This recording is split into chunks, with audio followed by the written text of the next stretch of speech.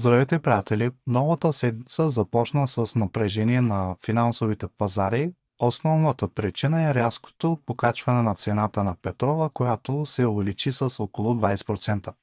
В същото време кризата около Ормузския проток продължава. Иран заяви, че протокът може да бъде отворен условно за кораби от държави, които не са свързани с САЩ и Израел. Но въпреки тези изявления, много търговски кораби все още се страхуват да преминат през района. Според последните данни, повече от 150 кораба все още чакат в близост до протока. Тази ситуация създава сериозно напрежение върху енергийните пазари и върху глобалната икономика. Днес ще разглеждаме как реагират пазарите при началото на новата седмица, от американските борси до пазара на злато, сребро и криптовалути. Интересно развитие има и около Венецуела. Около 50 милиона барела петрол, които бяха под ембарго, вече започнаха да се насочват към рафинериите в САЩ. Това беше обявено от Доналд Тръмп, който подчерта, че благодарение на правителствени стимули цените на бензина в САЩ са паднали под $2,5. Но след като цената на петрола отново премина $100 за барел, ситуацията става много по-напрегната. Лично, според мен, светът постепенно се подготвя за нов инфлационен период. При началото на седмицата виждаме натиск от продажби на много пазари.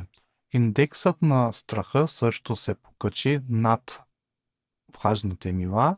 Когато този индекс се покачи над 30, това означава, че инвеститорите очакват силна волатилност и несигурност на пазарите. В момента се намираме точно в такъв период. Много инвеститори се питат защо златото не расте по-силно въпреки страха на пазарите. Причината е сравнително проста. Когато има силно напрежение, големите инвестиционни фондове понякога продават най-ликвидния си актив, за да покрият други позиции.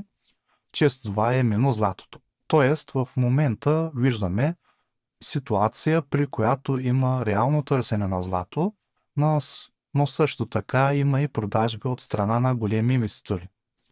Затова цената не пада рязко, но и не се покачва толкова силно. Според мен това е временно явление. В по-дългосрочен план златото продължава да бъде един от най-важните защитни активи при кризи. При среброто ситуацията е малко по-различна. Техническата структура не е толкова стабилна, колкото при златото, но ако цената успее да се задържи над ключовите нива, може да започне ново възходящо движение. Затова инвеститорите следят внимателно дали пазарът ще задържи тези важни нива през следващи дни. Американските борси също усещат напрежението. Настък достигна важна зона на подкрепа, откъдето видяхме известно възстановяване. През следващите дни пазарите вероятно ще бъдат в режим на изчакване, докато инвеститорите оценяват новите геополитически рискове.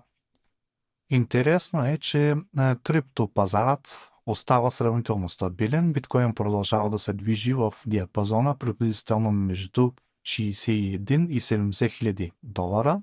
Ако цената успее да пробие нивото около 73 хиляди долара, пазарът може да влезе в по-положителен цикъл. Етериум и други криптовалути също имат ключови нива на съпротива, които трябва да бъдат преодолени, за да започне по-силно движение нагоре. В момента глобалните пазари преминават през много напрегнат период. Геополитическите конфликти, високите цени на енергията и повишеният страх сред инвеститорите създават силна несигурност. През следващите дни пазарите вероятно ще бъдат в режим на изчакване, докато инвеститорите наблюдават развитието на ситуацията. Ще продължим внимателно да следим всички събития и движения на пазарите. Ако видеото ви е било полезно, не забравяйте да се абонирате за канала и да включите известията. Ще се видим в следващото видео.